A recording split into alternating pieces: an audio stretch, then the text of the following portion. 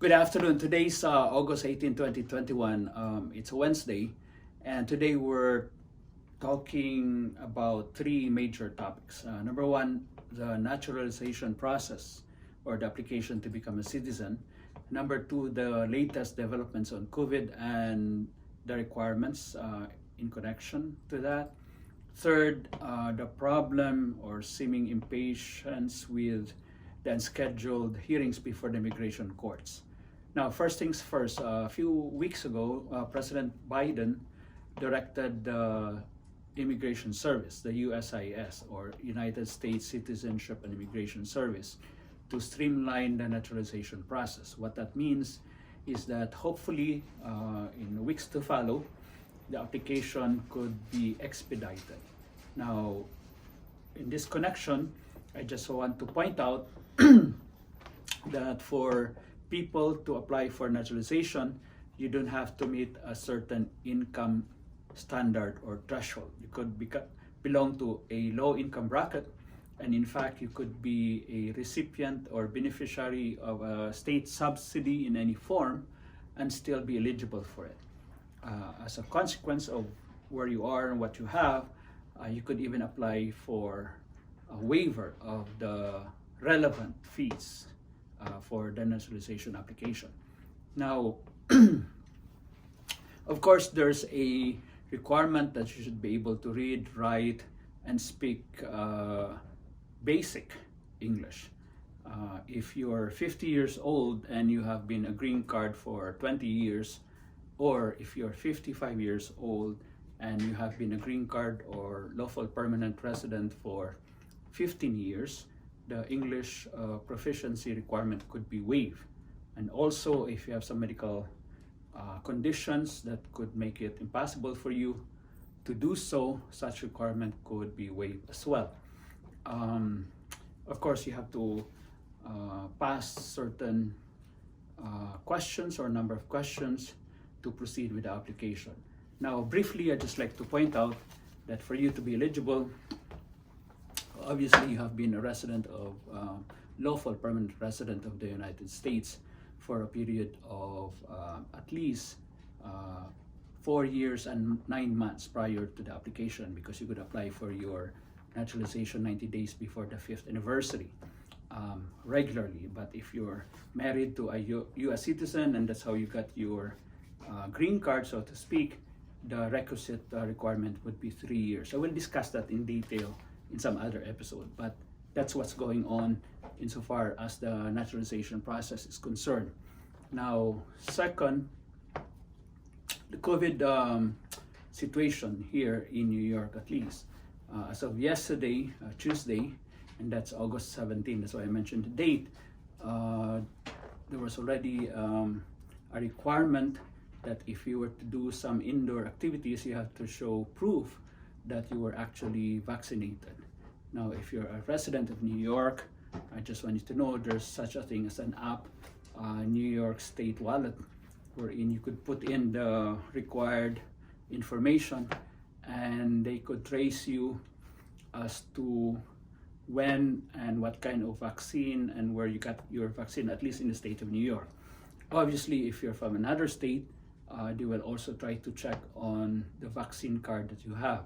Now, there's a potential problem if you're from another state, twofold. Number one, if you come to New York and you don't have those and you don't have an app for that, well, you could be, especially if you're a tourist, you could be prevented from entering the venue or to attend the indoor activities that you're supposed to attend. Now, if you're from another country, I don't know of any standard yet as to how to verify the vaccine card that you have. There's no international passport yet, but I guess in compliance with what has been required, you could show the best proof that you have in your possession, obviously, so that you could dine in with your family while visiting the city.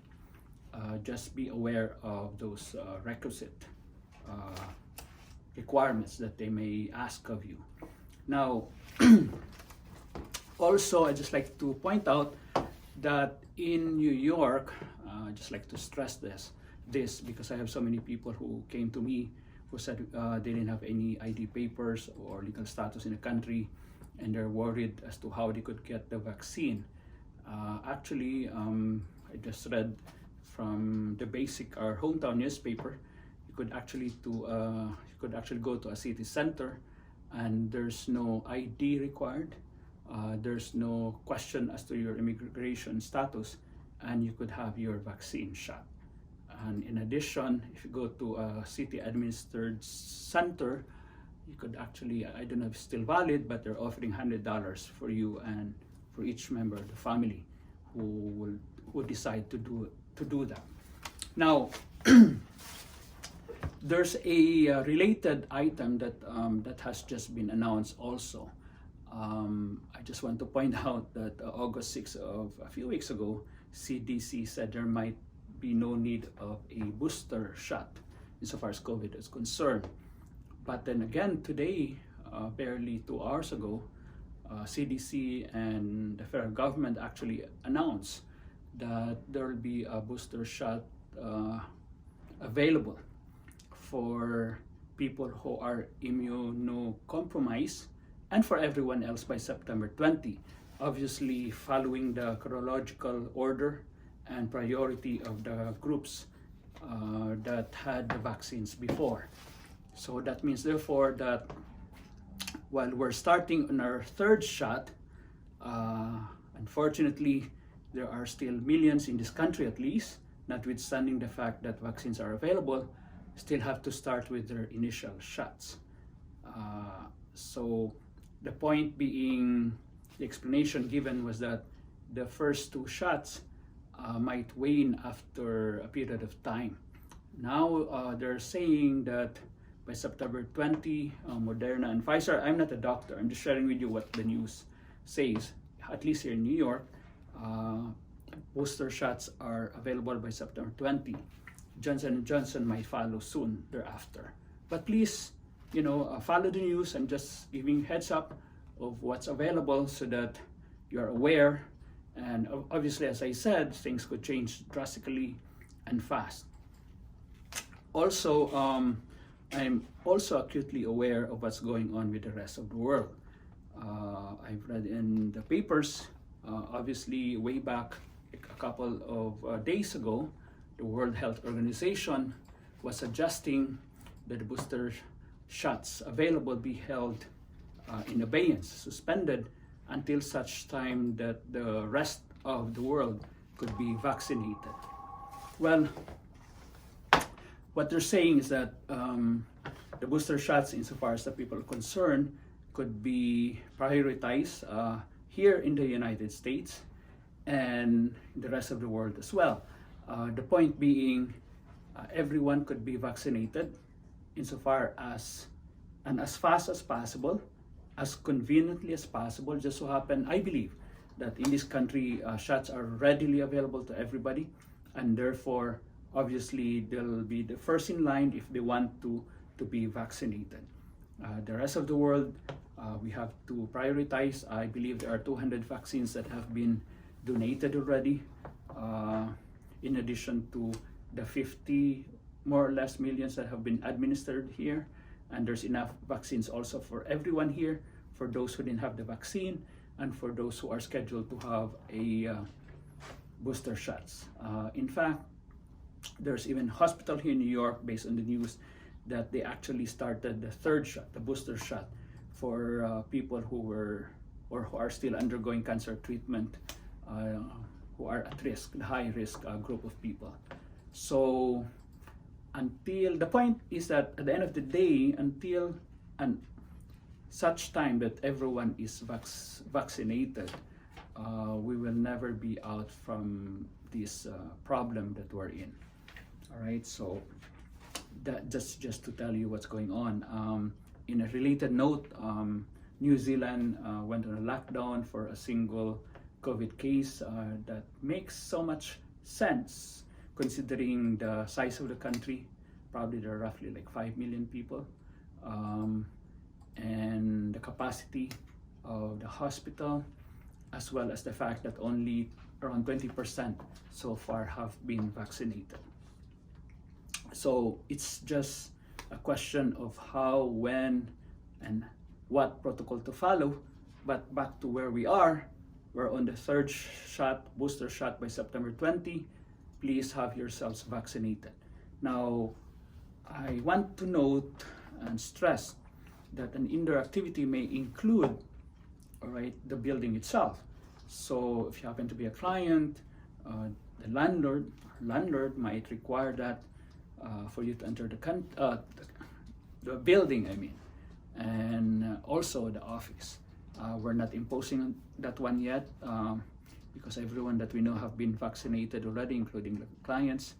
But just want you to be aware that if it should be mandatory, not just optional, when the time comes, then we have to follow the strict protocol regarding that. Also, I want you to be aware that for you to apply for a job, to go to a school, in fact, certain vaccines are even made mandatory, and therefore it's just a matter of time. Also, now when I say fully vaccinated, that means that there's a 21-day window. So if you have a strict business, for example, and then you just have your first shot, and if it should become mandatory, then you might forfeit the opportunity to do your business indoor. In other offices, also stores, what they're saying, you could still be accommodated, but outside. So that's just the way it is. Lastly, I have so many news and anxiety shared by my clients regarding cases before the immigration courts. A good number of them have been unscheduled. Those that were scheduled have been canceled, and they have not heard from the court and or the Department of Homeland Security. Now, I would like to take this opportunity to stress this. Way back in May, when I spoke to a clerk of the court, when the court was scheduled to open, he was actually telling me that there's a good number of notices to appear that have not been scheduled yet, the ones that have already been filed in court. And also, on top of that, I know that there were, those are charging documents. I also know that there were a good number, thousands actually, of notices to appear that have not been referred yet to the court. Okay, and in addition to that, there's also a backlog of people who already went to the asylum office, for example, or who filed their applications but have not been scheduled for an interview yet. The reason for that is that way back in 2018, as a way of coping with the backlog, there was an arbitrary cutoff wherein if you file January 29, 2018, if I'm not mistaken, within 21 days you'll be scheduled for an interview. However, those applications that have been filed, asylum, okay, have been filed prior to January 29, have to be held in abeyance, and you have to wait for the interviews to be scheduled. And unfortunately, some of them have not even been scheduled. Now, moving forward from January 29, 2018, the problem was that COVID happened, and then there's another backlog that have been created also. Now, back to the court where we are, I have so many cases that have been canceled as of March 23, the start of the lockdown, until the opening of the court after the 4th of July weekend. Those cases have been rescheduled. Unfortunately, the notices, some of them, a good number of them, we have not received. We have checked it in the EOIR portal. We could see that they have been scheduled for a while. Then after a while, it has been canceled. And then after a while, it comes into the portal again. What I'm saying, everything's so fluid. In fact, just to give you a very concrete, probably rare, but still it happened in my experience now after the court opened. I actually had a case that was scheduled during the pandemic with Judge A, for example. It was canceled. It was scheduled for July. So we filed a motion for a telephonic hearing, and it was actually denied by Judge B, but granted by Judge C. And then when I actually went to court, believing that it will be Judge C who will be presiding the hearing, I was surprised that it was actually Judge D who was actually doing the hearing with us. So as you could see, it's like, I've been to an arcade where you hit the dinosaur's head. It's just like, what's going on? Unfortunately, everyone's capacity is limited. Now, on top of that, I'm just letting you know also, just to stress a point also, that when you do the cases telephonically, some judges and trial attorneys are actually not in the office, and the hard copies of whatever was filed was sent to them overnight sometimes, and on the day of the hearing it did not make it, and we tried to send it electronically even though we did it before. DHS, for some reason, the government council did not have it, so we have to email it again, but the system that they have is only limited to a certain volume of data that they could be processed.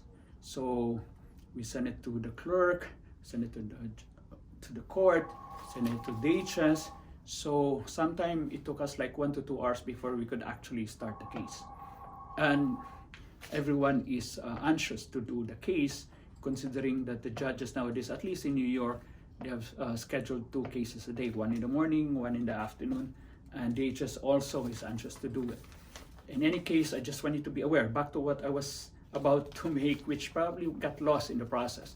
If you have an unscheduled case before the court, do not be anxious about it. Everyone's on board, nothing is lost. It's just a matter of time that your case will be scheduled, except that the courts are struggling also with the volume and with the scheduling. Used to before, judges could have 4 or 5 cases in a day if they're fast enough. On the average, probably 3 in a long day. But now they're limited to 1 and 2, and with a limited capacity. Also, we have the added problem with the notices to appear that were incomplete, which under the Supreme Court decision, as I discussed in another episode, should be completed. So a good number of them have been scheduled. All right. The problem with that is if you're from the border, DHS would just schedule it, for example, or bring it to court, and the court didn't even know that this was so and so, and there's a miscommunication along the way. All right. I'll give you an example. When there's an appointment for a respondent, and it was transferred, the case was transferred to New York, DHS, deport, ICE, to New York. They just place date and time, and then when you go to New York, on a certain day, they process everybody, and the whole place is overcrowded. That's the problem we have to deal with. Notwithstanding, regardless of whether you're bringing pregnant women or children, DHS simply is overwhelmed, simply because they didn't know that so many number of people have been referred to the court. So be patient if your notice to appear has not been issued. Be patient if the notice to appear has been issued but has not been filed in court. Be patient if your case has been scheduled but has been canceled and has not been rescheduled. Be patient if your case has been canceled, rescheduled, and then canceled again. All right? And also, do not even bother to know who the judge is. Just prepare your case, because once you're in court, you might end up with another judge and a different trial attorney. So hopefully you could follow everything that I said. Today is Wednesday. It's still summer, by the way. So I just wanted to know why I'm dressed this way.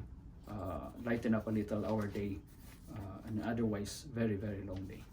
All right, stay safe, have yourself vaccinated, and good luck to everyone. Thank you.